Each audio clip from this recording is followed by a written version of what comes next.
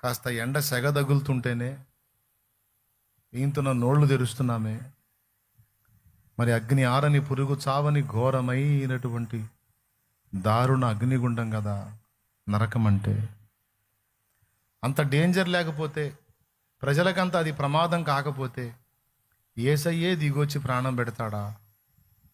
అది కన్ఫామ్గా వాళ్ళు పొందుతారు. ఆ ప్రమాదం వాళ్ళకు ఉంది కాబట్టే కదా ఆ పిచ్చి మహారాజు మహిమనల్లా వదిలిపెట్టొచ్చి ఉమ్ములో ఇంచుకొని గడ్డం మీద వెంట్రుకలు, ముఖం మీద వెంట్రుకలు, గడ్డపు వెంట్రుకలు పెరికించుకొని పిడిగుద్దులు తిని, అరచేతి దెబ్బలు తిని, కొరడా దెబ్బలు తిని, నాగలి సాళ్ల వలె దున్నబట్టి చేతుల్లో కాళ్లలో శీలలు కొట్టించుకొని సర్వ శరీరం రక్తసిక్తమై చిత్రవదన ఎందుకు అనుభవించాడు ఆయన నరకం లేకపోతే? చిత్రవదన ఎందుకు అనుభవించాడు ఆయన నరకం లేకపోతే?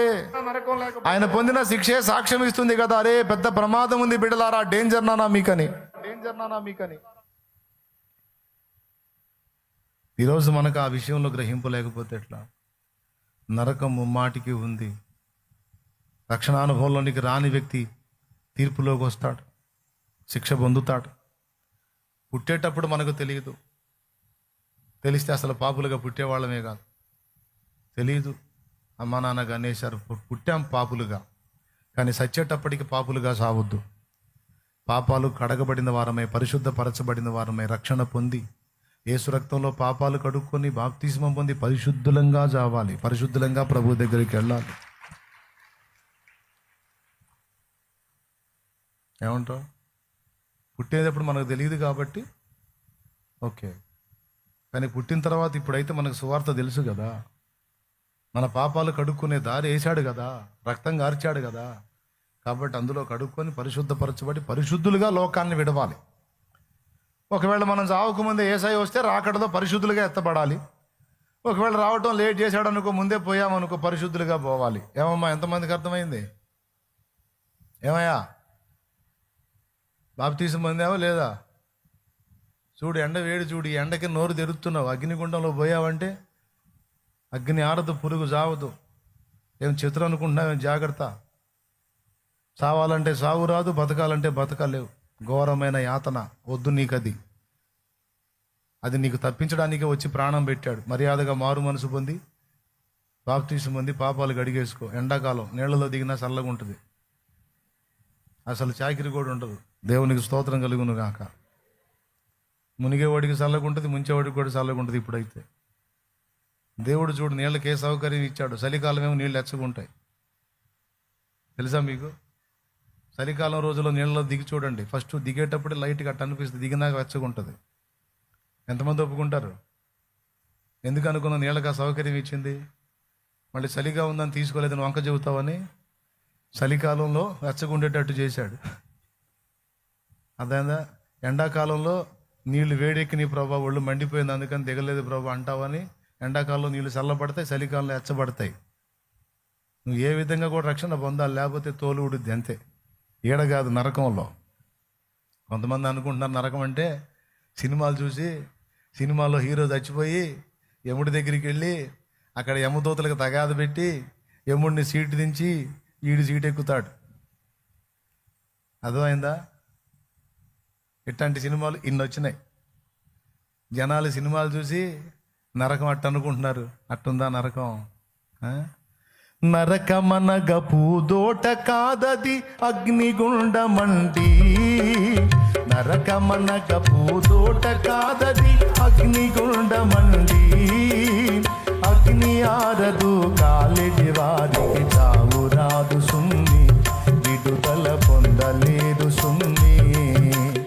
అగ్ని ఆరదు కాలిడి వారికి చావు రాదు సున్ని, విడుదల పొందలేదు సున్ని. ఓ వినుము సోదరా, పరమ గురుని బోధ నమ్మిన తొలగు నరక బాధ. ఓ వినుము సోదరా, పరమ గురుని బోధ నమ్మిన తొలగు నరక బాధ.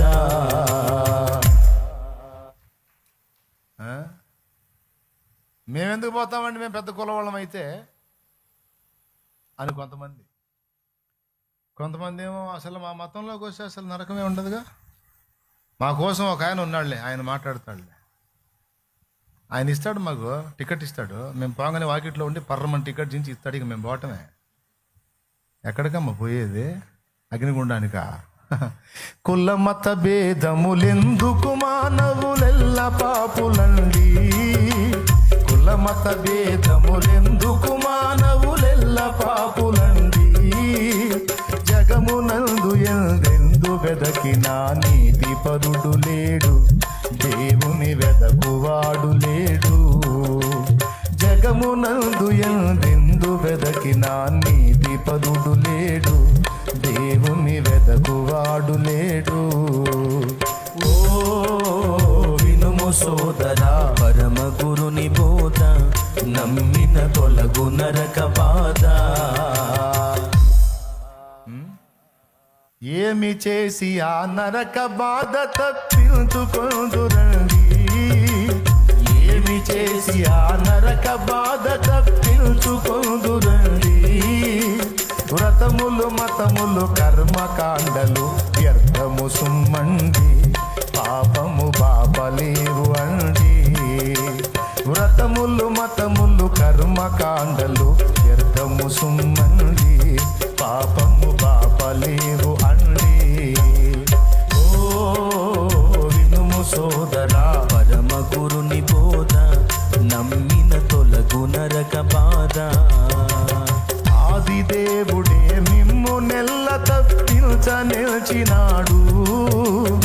ఆది దేవుడే మిమ్ము నెల్ల తప్పింప నిలిచినాడు. 2000 ఏళ్ల క్రింద అవతారమెత్తినాడు, నరుడై తాను పుట్టినాడు. 2000 ఏళ్ల క్రింద అవతారమెత్తినాడు, నరుడై తాను పుట్టినాడు. ఓ వినుము సోదరా, పరమ గురుని బోధ, నమ్మిన తొలగు నరక బాధ. ఆకాశమందున సూర్యుని వలనే దేవుడొక్కడండి. ఆకాశమందున సూర్యుని వలనే దేవుడొక్కడండి. ఏమండి? కోట్లు కోట్లు కోట్లు కోట్లు ఏడున్నారమ్మా? సృష్టికర్త ఒకడేనమ్మా. దేవదూతల్ని మానవుల్ని చేసినోడు, అందరినీ చేసినోడు ఒక్కడేనమ్మా. ఏమ్మా, గుట్లు గుట్లు ఏడు నుంచి వచ్చారమ్మా? వీధికి ఒకళ్ళు, వాడికి ఒకళ్ళు, కులానికి ఒకడు, మతానికి ఒకడు, గల్లీకి ఒకడు, ఏమంటే ఢిల్లీలో ఒకడు, బజార్లో ఒకడు. ఎక్కడమ్మా? గ్రామానికి ఒకడు. ఏడు నుంచి ఒక్కడే. ఆకాశమందున సూర్యుని వలనే దేవుడొక్కడండి.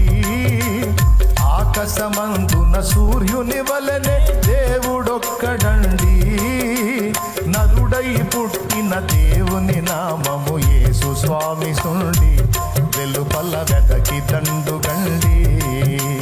నరుడై పుట్టిన దేవుని నామము యేసు స్వామి సుండి, వెలుపల వెదకి దండుగండి. ఓ వినుము సోదరా, పరమ గురుని బోధ, నమ్మిన తొలగు నరక బాధ.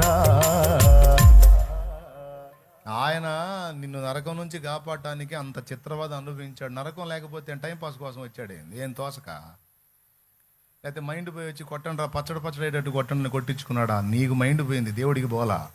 నాకు పోయింది, దేవుడికి బోలా. పోతాం పాతాళానికి, నరకానికి నాశనం అవుతామని తెలిసి వచ్చి ప్రాణం పెట్టి, ఓయ్ నా రక్తంలో గడుక్కుని విడుదల పొందండి అన్నాడు. ఇంత క్లియర్గా చెప్పినా కూడా అర్థం కాకుండా ఇంకా నువ్వు ఒయ్యారాలు పడ్డావు అనుకో, రేపు ఉంటుంది నీకు. ఇంత క్లియర్గా అర్థమయ్యేటట్టు చెప్పినా కూడా బాప్తిసమా పొందుదాంలే అన్నావు అనుకో, నువ్వు మెలికలు తిరుగుతానే ఉండు, పుట్టిక్కన పోతావు ఎప్పుడో ఒకసారి. పోయిన తర్వాత అప్పుడు అర్థమైంది నేను చెప్పింది నిజంగా ఉందో లేదో. అప్పుడు నీకు కనబడి అప్పటికి ఎంత మొత్తుకున్నా విడుదల రాదు. భయపెట్టడానికి చెప్పట్లా, బ్రతిమాలుతున్నా బతికిపో నా మాటిని. అదిగో చూడు, ఎండ సెగ చూడు, అయిపోతావు అన్యాయంగా. ఎందుకు వచ్చిన గొడవ? ఉచితంగా ఇచ్చిన రక్షణ, పైసా ఖర్చు లేదు, ఒంటికి చాకిరి లేదు, ఉచితం, రక్షణ ఉచితం. కాబట్టి ఇంత చెప్పినా వినకపోతే నాకు సంబంధం లేదు. చాలామంది తెలుసుకోక నశించిపోతున్నారు. బిడ్డలారా, యేసయ్య సిలువ వృధా కాదు కదా, అనవసరం కాదు కదా, అది అవసరం కదా. కాబట్టి ఈ సిలువను గూర్చిన వార్త లోకమునకు ప్రచురపరచవలసిన బాధ్యత ఓన్లీ సేవకులదే కాదు నాన్న, విశ్వాసులది కూడా. విశ్వాసుల గుండెల్లో కూడా ఆత్మల కొరకైన భారము, నశించిపోతున్న ఆత్మల కొరకైన అంగలార్పు, మూలుగు, వేదన, దుఃఖము, కన్నీరు ఉండాలి. నువ్వు ఏ బాధలో, శోధనలో, కష్టాల్లో, కన్నీళ్లలో, ఇరుగుల్లో, ఇబ్బందుల్లో, అప్పుల్లో, తిప్పల్లో, నొప్పుల్లో ఎందులో ఉన్నావో వాటన్నిటి నుంచి నీకు విడుదల ఇవ్వడానికి యేసయ్య నీకు తోడై ఉన్నాడు. తప్పకుండా వాటిని తొలగిస్తాడు. అవసరాన్ని బట్టి కొన్ని అనుమతిస్తాడు. అవసరం తీరినప్పుడు అడ్రస్ లేకుండా చేస్తాడు. నీకు తోడై ఉన్నాడు. సర్వశక్తి గలవాడు, జ్ఞానవంతుడు, ప్రేమ గలవాడు, నీకై ప్రాణం పెట్టినవాడు, నువ్వంటే నీకోసం పిచ్చిగా నీకోసం చచ్చిపోయినవాడు, చావుని గెలిచి తిరిగి లేచినవాడు. అలాంటి వాడు నీకు తోడై ఉన్నాడు. నీకు భయం అక్కర్లా. పరిస్థితులు ఎలాంటివైనా సరే వాటి నుంచి నేను విడిపిస్తాడు. మోకాళ్ళని మొరపెట్టావంటే, భారం కలిగి ప్రార్థన చేసావంటే అది ఎంతటిదైనా సరే తొలగిస్తాడు. అవసరమైతే కొంచెం అవసరంలో బిడ్డ, నీకు అది లేకపోతే కొంచెం కంట్రోల్ తప్పుతావు, అందుకని ఉంచాలి, అట్లా ఉండని అంటాడు. అవసరం లేకపోతే తీసేస్తా, ఏడోబాకు తీసేస్తాలే అని చెప్పని రిపోర్ట్ మారుస్తాడు. స్వస్థత వచ్చింది, అద్భుతం జరిగిద్ది. అది ఎంత కంపెనీ జబ్బు అయినా సరే దేవుడు ఉంటే ఉంటుంది, ఉంచితే ఉంటుంది, లేకపోతే అడ్రస్ లేకుండా పోయిద్ది. దాని గురించి అసలు చింతొద్దు, కంగారొద్దు, దిగులొద్దు, విచారం వద్దు. అదంతా నీ అవసరం కోసం, నా అవసరం కోసం మన మీద దేవుడు పెట్టింది బరువులై. ఏమండి దీన్ని ఏమంటారండి? పేపర్ వెయిట్ కదా ఇది, అదే కదా. ఇది లేకపోతే ఈ పేపర్లు ఆగుతున్నాయా? వేస్తే ఈ టైపులు వేస్తుంటాడు ఒక్కొక్కళ్ళ మీద, లేకపోతే ఊరికి ఎగురుతుంటారు. కాబట్టి ఎవడికి తగ్గ బరువు వాడికి వేసి కూర్చోబెడతాడు. ఎగరొద్దు నాన్న, ఎగిరితే దెబ్బతింటావురా, కలకుండా కూర్చోమ్మ పన్నుందని. అట్లా ఎవరికి తగ్గదు వాళ్ళకి వేసాడా లేదా? ఎంతమంది ఒప్పుకుంటారు? ఒక్కొక్కరు ఒక్కొక్క టైపులో, ఒక్కొక్క రూపంలో, ఒక్కొక్క విధానంలో. మొత్తానికైతే అందరి మీద పడింది. పడబట్టి వాడు చెడు కూర్చున్నారు మీరు, లేకపోతే ఏడుంటారా? దేవునికి స్తోత్రం. కాబట్టి నిన్ను ప్రేమించే దేవుడు అనవసరంగా నీకు ఏది రానిచ్చాడంటే నీకు దాంతో పని ఉంది.